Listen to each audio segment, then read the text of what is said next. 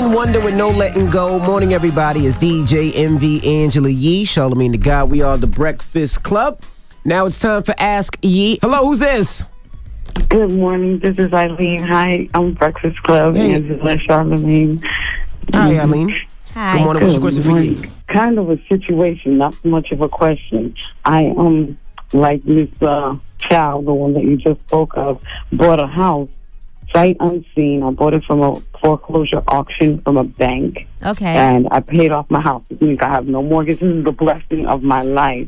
Except it's in Medley, Florida.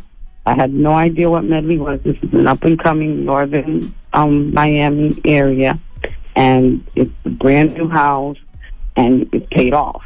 Mm-hmm. The excitement in that is failed when I have always done canvassing for the elections, primaries, and general elections in every state that I've lived. So now I'm doing it here. I noticed when I first moved in that there weren't too many friendly people. Like, I went and knocked on my neighbor's door just to find out trash days, and said the lady that answered the door said that she was not able to speak to me. She had to go get her husband. She happens to be Cuban, and this entire area seems to be Cuban. Now, I'm doing canvassing in counties surrounding my area. So I'm knocking on doors, and I'm noticing that there are no other black people answering these doors. Okay. Yesterday, I had a very large area to do. I go, I'm knocking on doors, I'm leaving paperwork, through the doors that don't answer. And when I'm walking out of the complex that I was in, a police car starts following me. I'm walking, so I'm thinking I can't possibly be breaking any laws. And I continue to walk. Okay. Lights on, siren, and then she yells at me about, do I have ID? What am I doing here? I tell her that I live in the neighborhood. She's in shock, the appearance on her face. And then she tells me that there aren't any other black people here. I don't know what to do because I'm not welcomed. I don't want to just go outside and get cop called on me, but I don't know what to do.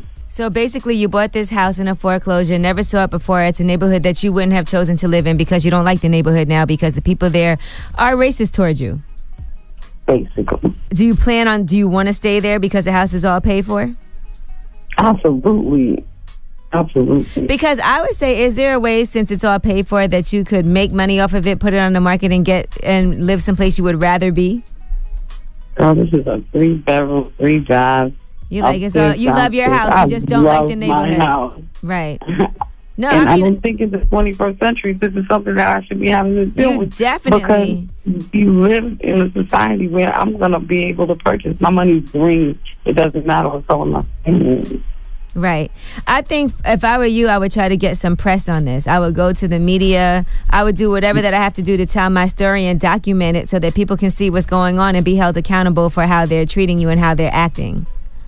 Absolutely right. I agree with you. You guys have a great day. I'm going to try and do some things like that, but like I said, I would document everything that's happening, and I would be very vocal about it in my neighborhood, and I would try to attend meetings, and I would also hold these police accountable, and I would ask them, I would be like, listen, every time I leave my house and walk places, because I'm a black person, I understand maybe you think I don't belong in this neighborhood, but I bought a house here, I'm a resident, I haven't broken any laws, I'm a law-abiding citizen, please let me know what the issue is.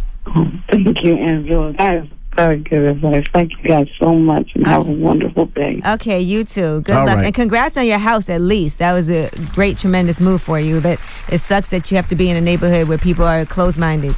Hello, who's this? Brittany, Hey, Brittany. What's your question for Yee? I need to ask someone if, I should continue this long-distance relationship with one of my best friends for a long time, 10 years now, because it's always, on and off. Sometimes he'll disappear for weeks, and then he'll pop up. Woo!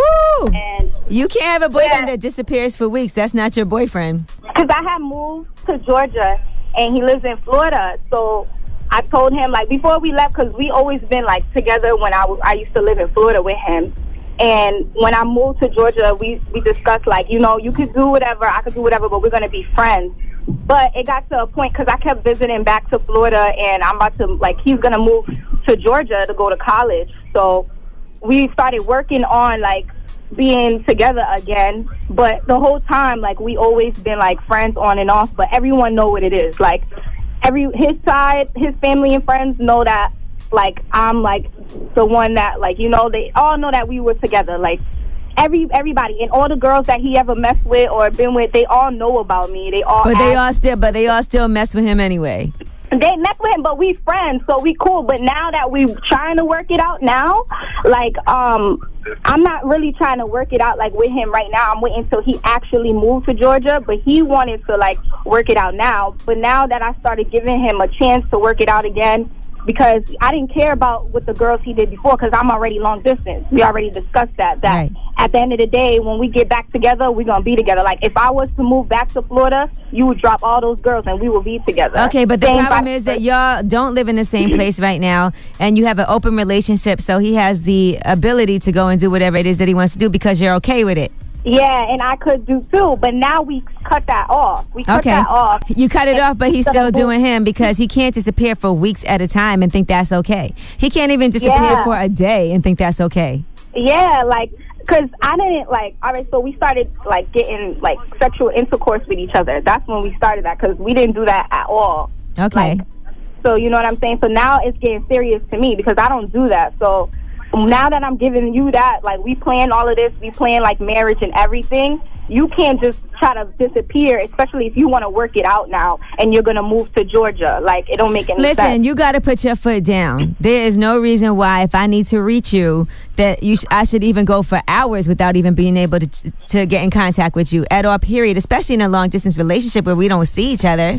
What kind of trust is there with that? The problem probably is that he's so used to this time of having known you and been with you and being friends with you and having this relationship where he does whatever he wants, that he hasn't been able to adjust to switching and being with just you and not doing those things anymore, because that's how your relationship has always been. Yeah. So I think that's what it is, because, like, now I'm reaching out to him. I'm like, I don't do this. I don't go crazy for guys. I'd be like, all right, whatever, you could do you. But, like, this is different. So I'm like, my friends are telling me, all right, reach out to him, like, stuff like that. Guys like when you show them attention and stuff. And I'm like, okay. Like, I don't hear from him. I text him. I call him. He don't pick up. Like, it's been like, what, 2 weeks now? Yeah, that's definitely not your boyfriend. Definitely not a good sign. He is not ready for that. Yeah, I guess not. Like, and I'm like, they saying call his mom, call his, like, nah, house, it's him. You can't. His mom and nobody can make him do the right thing. He's got to want to do it in order to do it. Yeah, so I should just drop it.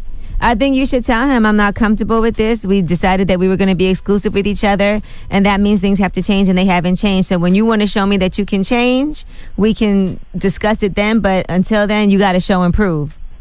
Yeah, that's true. Thank you. And wear condoms with the next guy, because that's why he's so crazy now, because you letting it raw. Right. Yeah, exactly. Wear condoms with the next guy. All right. Thank you, good Mama. luck. The Breakfast Club.